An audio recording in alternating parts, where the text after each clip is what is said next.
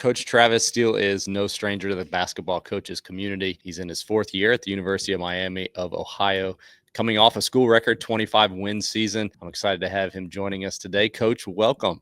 Yeah, thank you for having me on, Tony. Big fan of yours. I appreciate it. Okay, I mentioned the 25 wins. For people that don't have the context, that's a 10-win jump from the previous season. Factors that you attribute that jump to are what? Oh man, I think number one, we have really good players. I tell everybody that I think our culture. It's funny, Tony. When we first came here, I told our AD, David Saylor, and President Crawford, I said, "Listen, this is if you want a quick build, you're probably hiring the wrong guy. I'm going to try to build something that's going to last and be sustainable." And so year one, we struggled. We had good kids. They worked hard. We got better as the year wore on. Maybe didn't get necessarily the result that we wanted with the wins, but we were just kind of laying down the foundation, just like you build a house, right? In year two, we were significantly better. We played a lot of freshmen, which I think is a little bit lost in college basketball right now. Everybody's trying to get old, stay old in this transfer portal era that we're in right now. And we played freshmen, and we took some lumps doing it. And I knew that, but they had to gain some experience somehow. Then that led into year three as far as like those guys came back and shoot, and they were a little bit more experienced than they were the year before. And listen, we got our culture's really strong. I think our players have gotten a heck of a lot better. We develop our guys. I got a great staff here. I got some of the best assistant coaches in the country: Christian Smith, Jonathan Holmes, Ben Botts, and Carl Richburg, and Elijah Pennington are phenomenal, and they make me look really smart. So I hired really, really well. How does the makeup of teams now that we're in this transfer portal era impact how you communicate the culture to the players, and then also how you implement it, and maybe even the speed at which you implement things?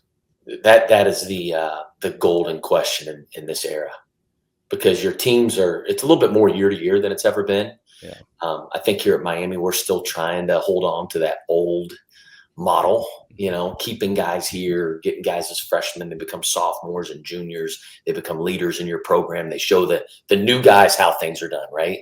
We're trying to hold on to that, but in my opinion, culture all starts with, rather than just having words on a wall, we recruit to our core values. That's where it starts, because I don't think you can change people.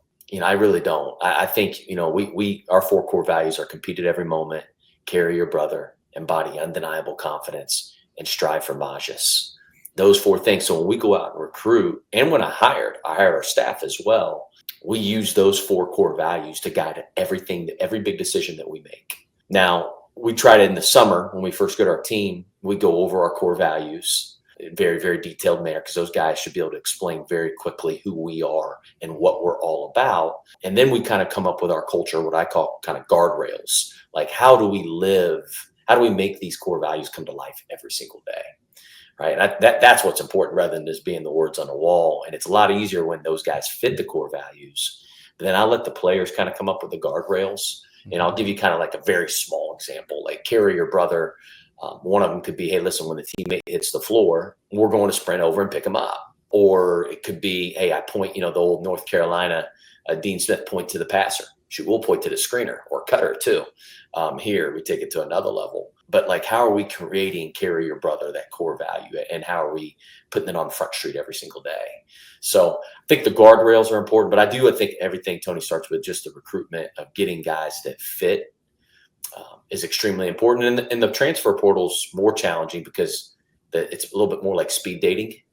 Those recruitments are 2 weeks, 3 weeks. And so we only deal with guys we know, and that we maybe have recruited before or already have a relationship, and we know that they fit, because we got to protect our culture at all costs. I'm so glad that you mentioned the point when the passer makes a pass or pick the person up, because those are things that coaches have done forever. But I think the intentionality now that you just described, that is the magic formula. It's not just that we do a bunch of these really good things that we've always been taught to do, but now how does that tie to a core value? Because then that's how we as coaches are measuring even our on-court performance, and the carryover from the words on a wall to the little things that we do every day, but then how we play in the games is sometimes the challenging part for coaches. How do you help the players understand that when we talk about culture, it's not this compartmentalized box,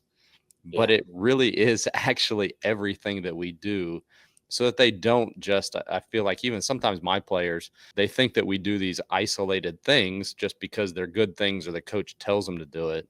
But in actuality, this is a part of who we are. And I'm actually trying to teach you something even bigger than what happens on the court.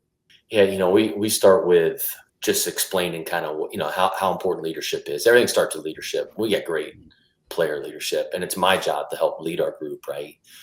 As well. But the leaders kind of create the cultures, and cultures, if you probably heard before, drives the behaviors, and behaviors creates the result. The results will take care of themselves. So we focus honestly. Yeah, I mean, I feel like I coach the culture stuff probably, I shouldn't say harder than I do the schemes, especially in the summer, because I kind of want to really start to evaluate kind of what we have, and then we kind of fit our schemes a little bit around. We'll adapt our schemes to our personnel a little bit. But again, again, I go back to that carrier brother. It's like we value cutting, we value guys that run, we value guys that crash the glass. So those things sometimes don't come up in a stat sheet. You get no, I always tell our guys, the cutter, like the average fan is going to be excited about the shot that went in or whatever it might be. Well, we're glorifying the cut that got the shot open, or the screen that got the shot open, right? And those guys know, again, that's part of carrying your brother as well, is being invested in each other and being excited for one another, each other's successes, and then being there for each other's failures. When we do bump our head, because we're going to bump our head several times along this journey, individually and as a team. So I think getting the leadership. I meet with our captains. We have captains that are voted. Our players vote for them. And I meet with those guys, and they understand how important that the culture is. The culture will create the final result at the end of the day, but we have to do a good job of maintaining our culture and fighting for it every single day.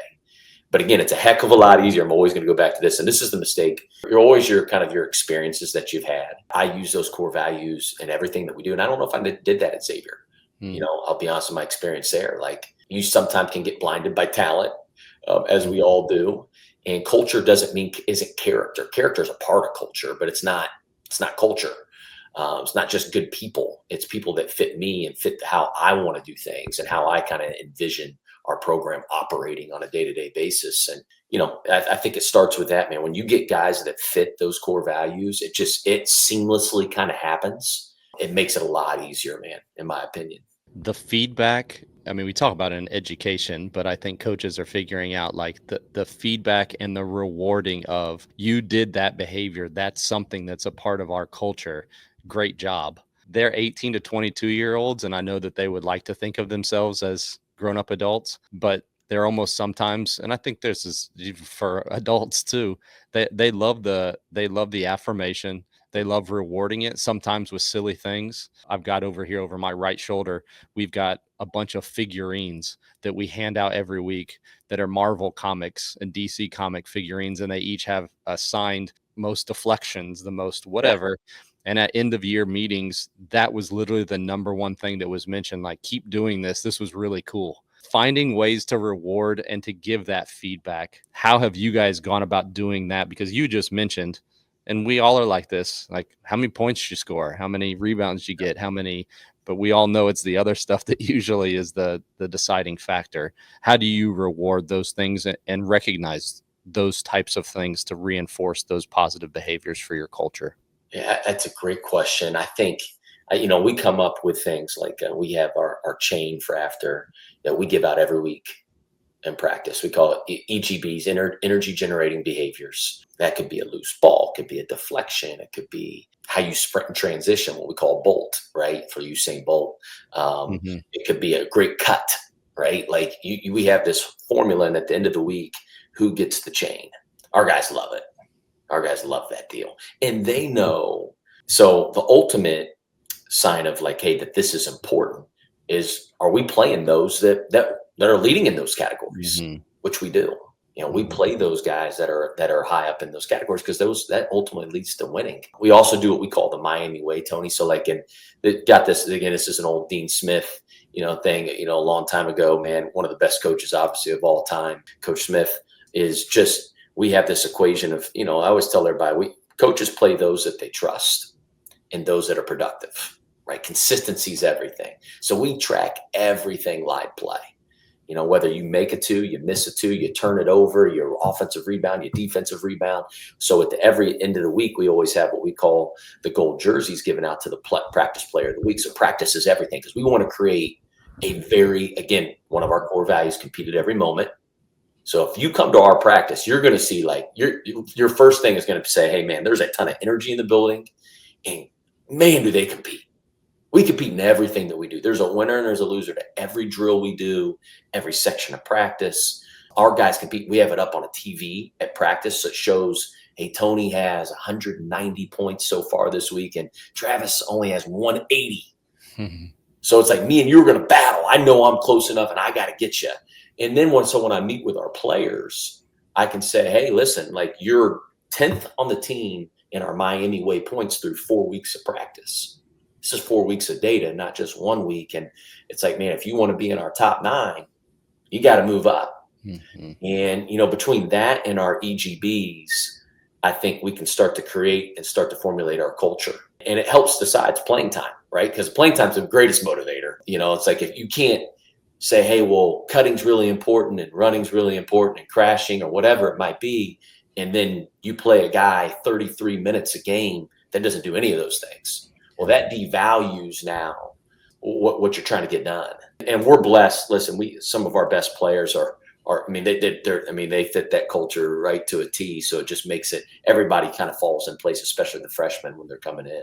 I think there is no greater compliment than when somebody communicates to me, a fan, somebody that watched our game, they communicate to me our core values, either in the exact words that we use or something similar by just watching the way that we play. How does that come out for you all? I'll talk about just like the offensive side of things. Like how does that translate to what happens when you guys are running transition and half court offense? Yeah. Again, we talk about that carrying your brother, embody, undeniable confidence. Our guys play with great swagger. I give our guys the neon green light, and you earn that though. Now I tell everybody it's not given.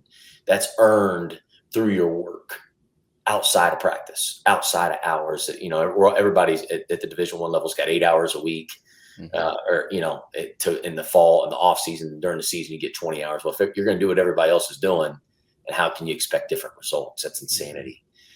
So we have competitions going on outside of practice and outside of workouts, and that gives you that green light. So I want our guys to play fearless, play fast, and share the ball, right? Like, so I would tell you again, our defense and our offense, I think, are both team. It's so funny. I think as a coach, sometimes we say, okay, well, defensively, we got to defend as a team. And then on offense, we're just going to go take bad shots and run a set play every time down the floor. And it feels like it's my turn, your turn, my turn, your turn. But then on the other end, we got to be together. We got to guard. And I just don't think that can happen if the offensive end isn't right, in my opinion. It's really hard to give an honest effort on the defensive end and to be together and guard the ball with all 5 guys and defend with all 5 and all moving at the same time. So like on offense, again, we flow a little bit more. We have triggers, and whether our 4's kind of behind the ball, 5's behind the ball, or both, will kind of dictate what we're in and where's the ball, where's the 5. And our guys love how we play. It takes a long time, Tony, to get good at it though. It's all read, react. It's all about spacing, but it's about passing. Passing's our superpower. Mm-hmm. That's what I tell everybody, man. Like if you just want to go ISO ball doesn't work, because I would argue, and being at this level, my perspectives have kind of changed a little bit as far as what matters for us is March. Our conference, we're in a 1-bid league right now. Mm-hmm. Until the net rating changes and all that crap change, which it probably won't, that'll never change. I don't care if we win 32 games. We're still not getting in that large. We get 1 bid out of our league. So we have to be good. We have to win 3 games in 3 days in Cleveland. How do we get to that point? How can we beat a team that we're going to see 3 times in the same year. Hmm. And that's hard to do, man. As you know, that familiarity you get with the opponent, it's, man, hey, I know this guy likes to catch it right here in this spot, this sweet spot. I'm going to take this away, whatever you're going to do. So we decided when I got here, I was like, man, we're going to have to play more conceptual, be harder to guard, be a little bit more random, and not just as systematic and like cookie cutter.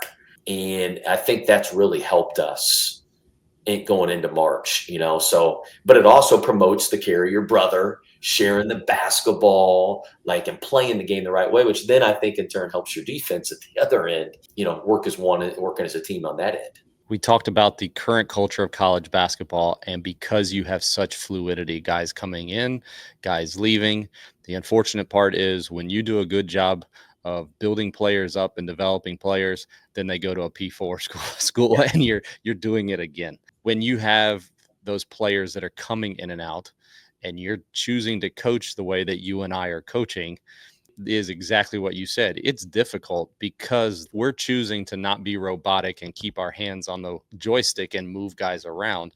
That makes them have to be the decision makers. And correct. I think it's more than just decision making. It's also getting to know like what our style is actually going to be, because I've talked to enough coaches if we're talking about conceptual offense, that can look very different from one coach to the next. How do you go about, we're coming off right now, the time of this, coming off the summer months where you install a lot of that. Yep. How far do you get with that? What are you emphasizing over the course of these 2 months? And then what does that look like when you pick it up again here once the fall starts? Great question. I don't know if I have the right answers, Tony, or not. There's probably much better answers than I have, but we put our whole flow game in the summer. We get 8 weeks, and it really starts around with just spacing, just learning how to cut, learning how to play out of ball screens, learning how to play out of penetration.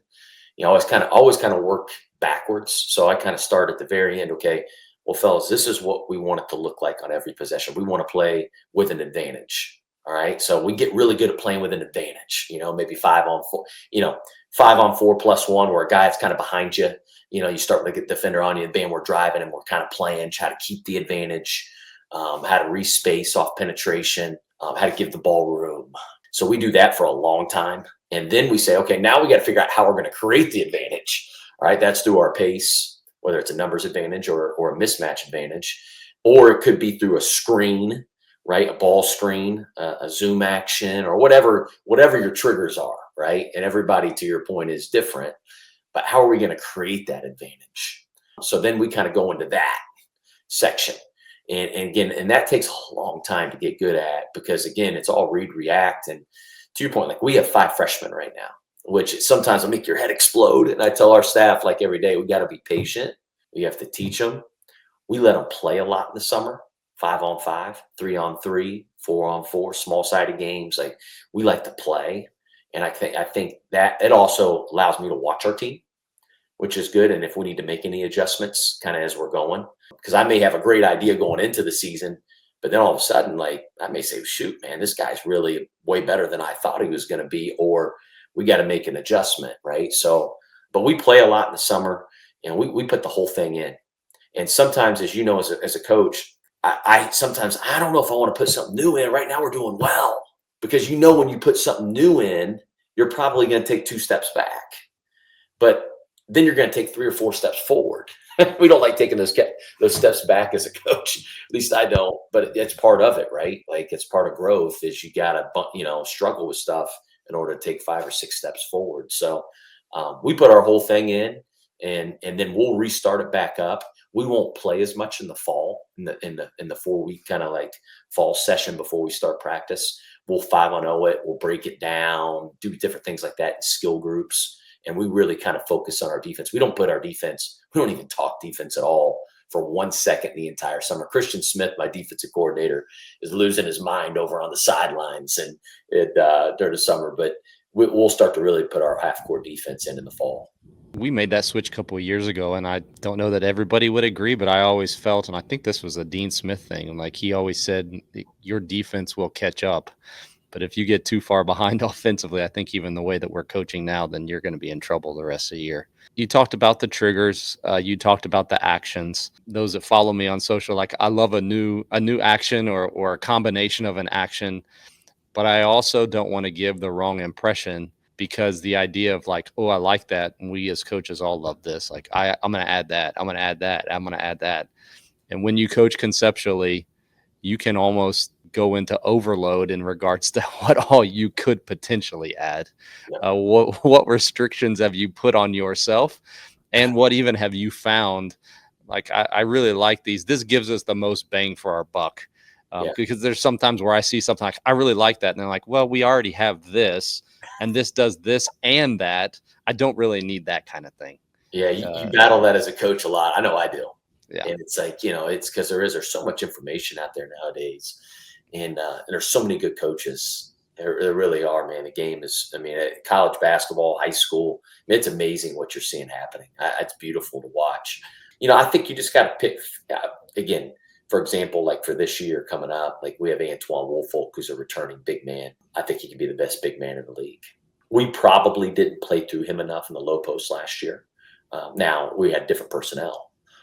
So we've made a huge point of emphasis of changing a trigger for us when he's at the rim to make him more of a priority, get him the ball, And, so again, we change it a little bit year to year, a little bit. We'll tinker with it around our personnel, kind of what I think maybe are the strengths and weaknesses of our team, because every team's got them, right? There's no team that in the country, I don't care. Even if Florida was really good last year, Coach Golden did a great job. Every team's got weaknesses, though, man. And it's like, how are you hiding those and how are you bringing those strengths to the forefront? But I do struggle sometimes with doing too much. But I also, man, I don't want to put a ceiling on our guys. Sometimes as a coach, I used to think, well, our guys just aren't going to be able to pick this up. They ain't going to be able to do it. It's too much. And then if you let the guys kind of play with it a little bit, they get excited about it, because then they start figuring it out. It's kind of like, okay, I can do this and I can do that out of this one little trigger. And it's like, yeah, you be a player, to your point, don't be that robot, take what the defense gives you, use your basketball IQ. So we have a lot in, we'll tell you that, like ours is very layered, and there's a lot of movement, there's a lot of cutting, but our guys know how to fix it. Because I think the fix it piece can sometimes be the hardest thing, Tony, in my opinion. Like with flow games and with like conceptual, it's like, okay, well, if the train gets off the tracks, right, how do we get it back on? Right. And I think that takes, in my opinion, a little time to get good at, because we don't want to pull the ball back out and let your defense get set and, restart the whole possession over with 10 seconds on the shot clock. We want to go next action, next. And that can take a little bit of time, and you got to be patient as a coach and show film and do it again. And they're going to probably struggle with it again, but then keep doing it. And then all of a sudden it'll kind of smooth out and get back on the tracks. What have you found to be kind of the answer to that? I felt like kind of for us, it's been getting back to a shape that looks a space on the floor, but it may be, you may have found something else other than that. Yeah. So we practice it. So I'll 5-on-0 that. I'll start it messy on purpose. And hey, listen, we got to fix this. Because that's again, I'm not a big car guy. So if my car breaks down on the side of the road, I'm screwed. I'm gonna let you know, Tony. Like, I got to call AAA. Like, I'm one of those guys. I'm not getting out of my car. I don't know how to change a tire. I probably should, but I don't.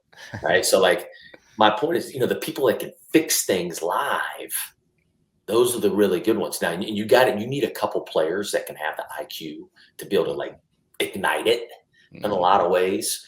But we started messy a lot. And we found that that's been really good in different shapes, to your point. It's like, hey, if the ball's here and this is the space on the floor, this is what you can do. It's not what you have to do, but this is a way to fix it. And we'll try to find ways that maybe if there's consistent ways through watching film, like, yeah, our guys are really struggling with this right here. Like this, when the ball's in this position with the shape on the floor, how can we help them? Give them a solution.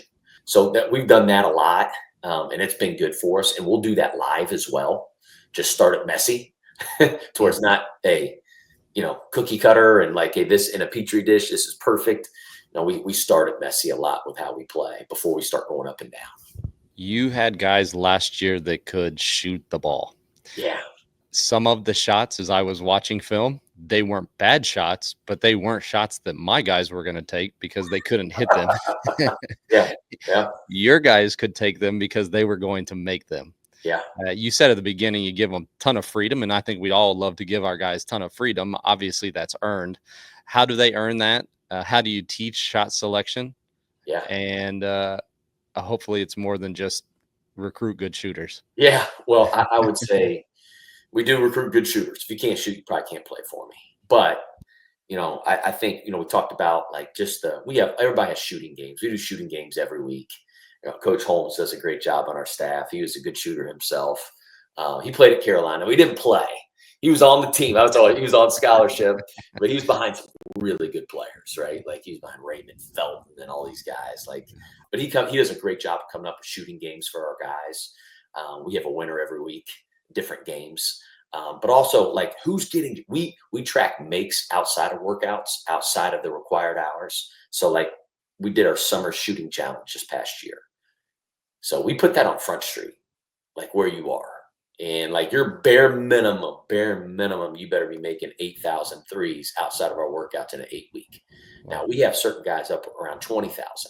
So we track it, but we spend time on it. You get what you emphasize. Fall, we're going to do our fall shooting challenge for 4 weeks. All right. We're going to get a winner. And then we're going to get a winner for winter. We do during in season. We track that as well. And then obviously spring as well. So we kind of break it down into kind of four season approach as far as our shooting challenges outside of hours. We give our guys great freedom. Listen, we do. I think I think this was a Jay Wright deal was, hey, you're never going to be more open than you are on the catch. And there's so much truth to it. Mm-hmm. There's so much. We practice contested shots.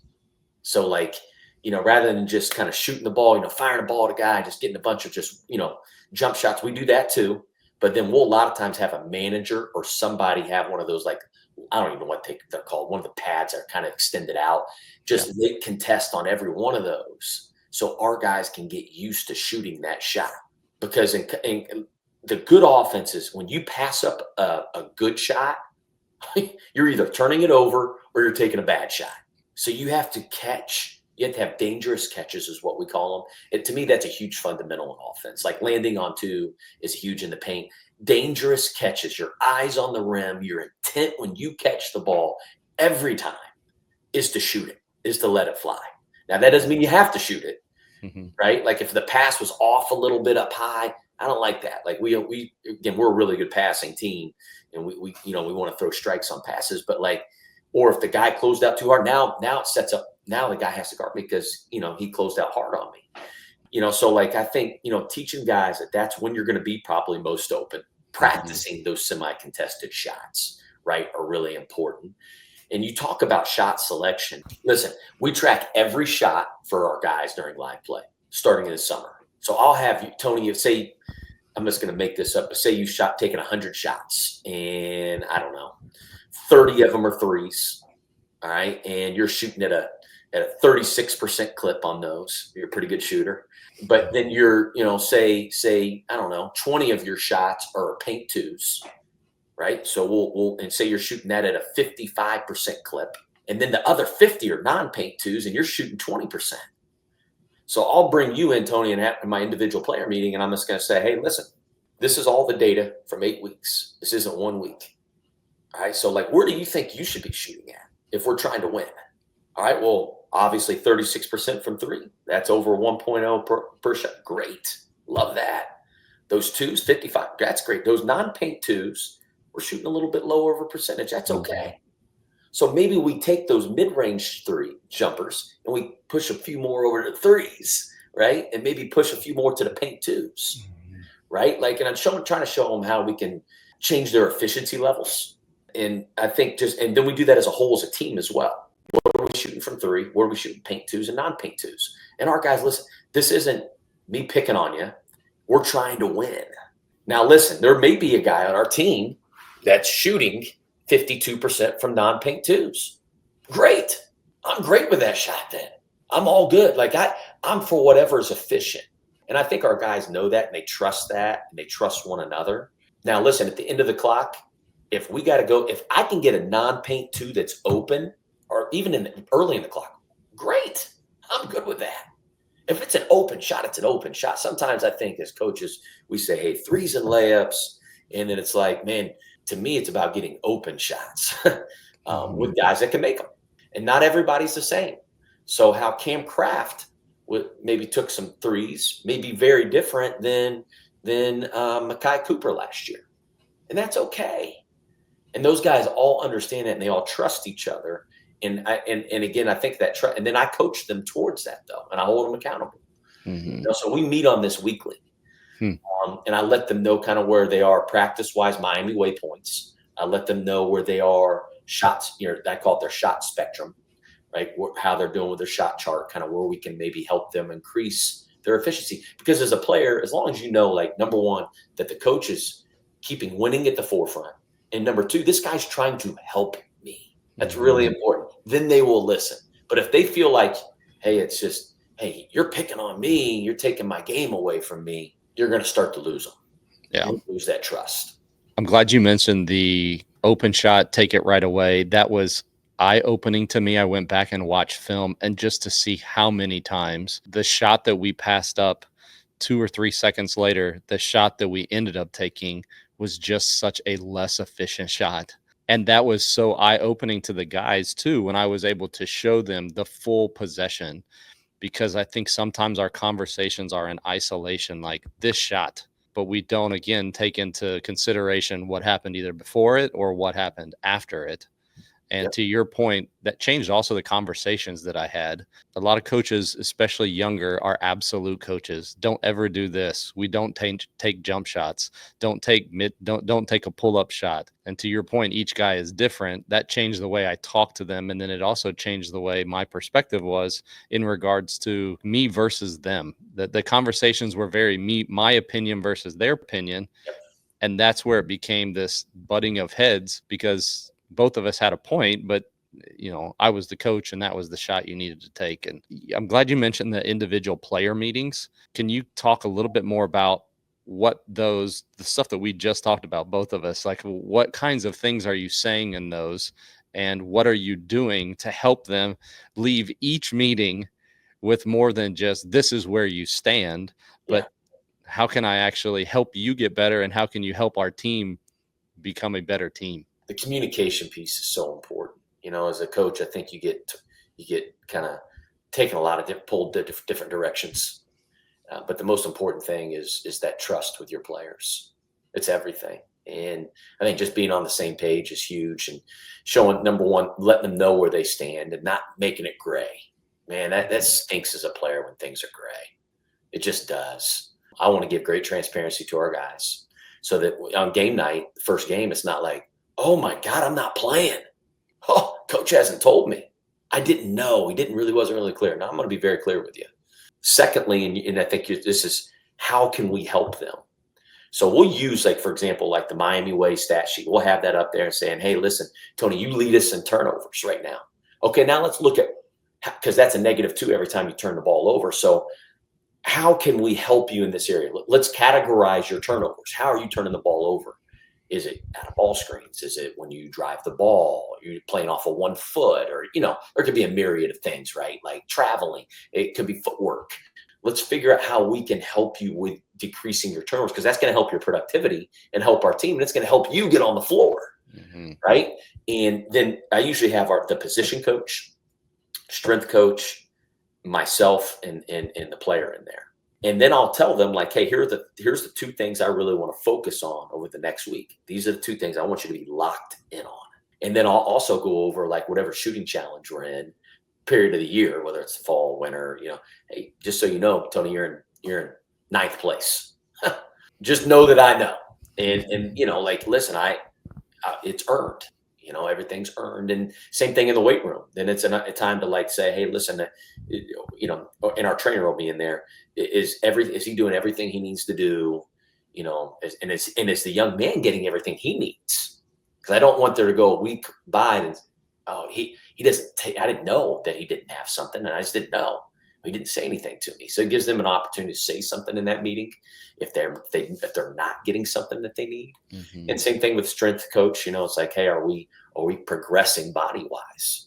I want to see numbers. We hold our strength coach accountable, just like I hold myself accountable, just like I hold Jonathan Holmes or whoever players, whatever player it is, accountable to getting better, right? Because it is about, like, we take a lot of pride, Tony, in I hope you can see great progress from, like, Evan Ipsaro, who's going into his junior year for us.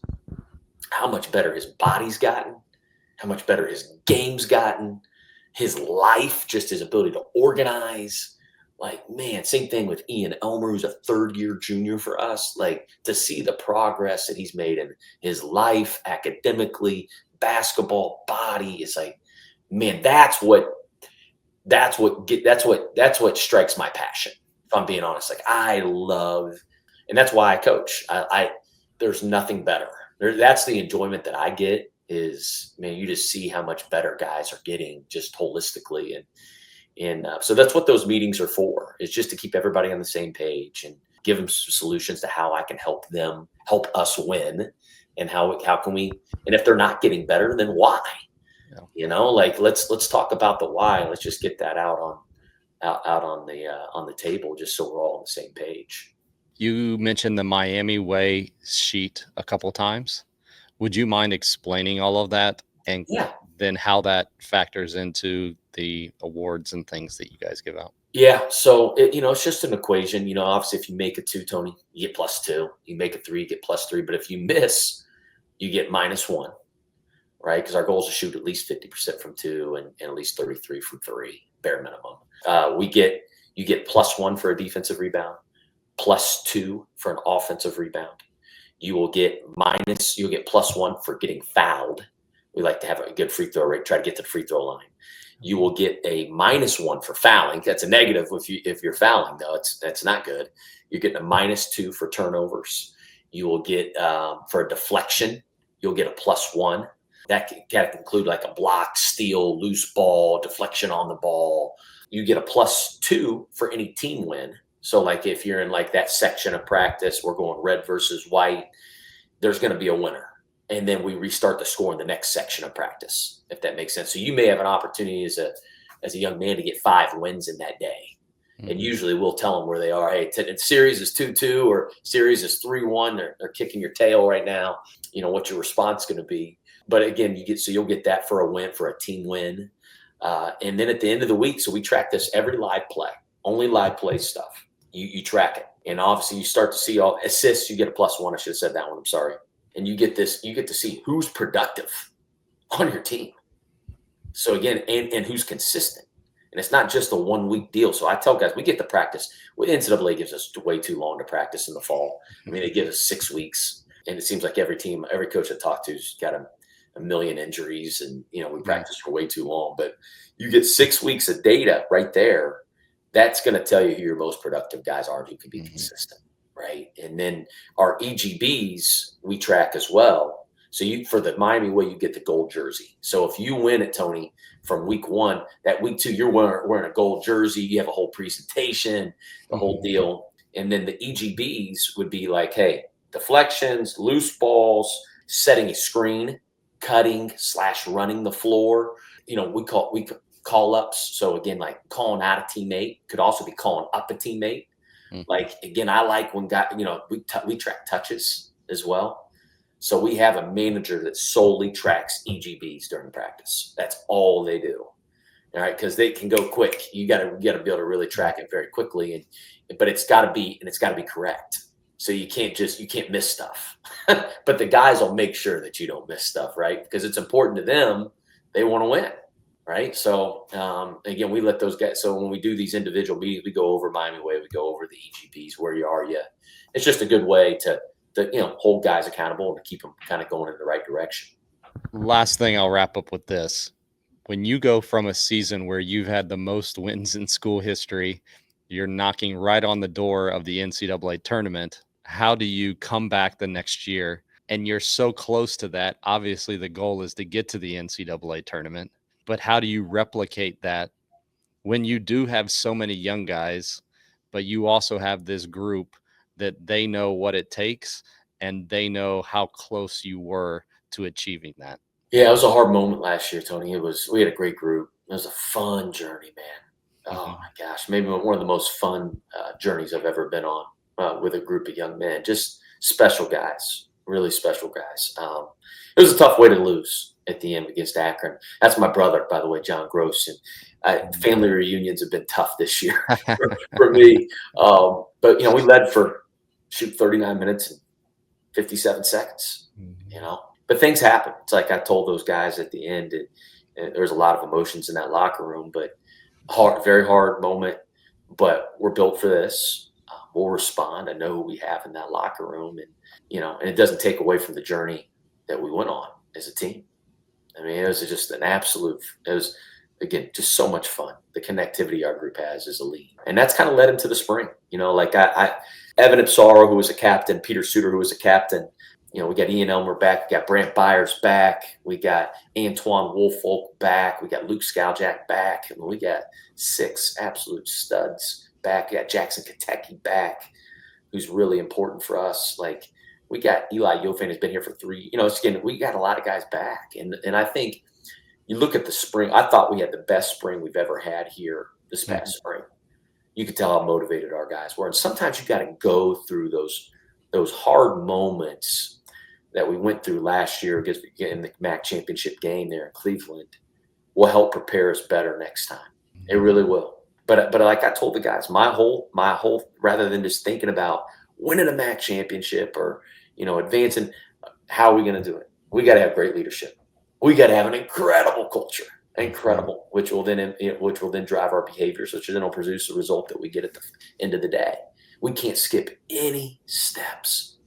We have 7 guys returning and scholarship, and it's like, well, you can't stay. It's all of a sudden just because we were good last year doesn't mean we're going to be good this year. We got to earn that right. We got to earn that right. And then we have these 5 freshmen, and we have 1 transfer. We only brought in 1 transfer out of the portal, and it's like you got all these new guys that are thrusted in here. And I don't want them to just think, well, hey, we're just going to be good because we were good last year. No, we got to earn that right. It's my job to set that tone for how it's gonna go. And honestly, my job's so easy, Tony. I get the easiest guys in America to coach. It's funny, like I'll listen to Evan Ipsaro talk sometimes to his teammates, and it's like, man, that's exactly what the heck I would say, or Ian Elmer, or guys that have been in the suit. It's like, golly, it's like, man, how powerful. It makes my job pretty darn easy. But those guys are driven. They want to win, and they want to win big. Makes my job easy. I'm fortunate. This has been great. I love the intentionality with everything. I know that others will benefit, but I probably benefited more. I'm planning to go back and listen to it one more time, even before I post this. But I'm excited for you guys, excited to follow along this year, and appreciate you taking the time to come on the show. Absolutely. Thanks for having me on again. Thanks for sharing the game and making the game better.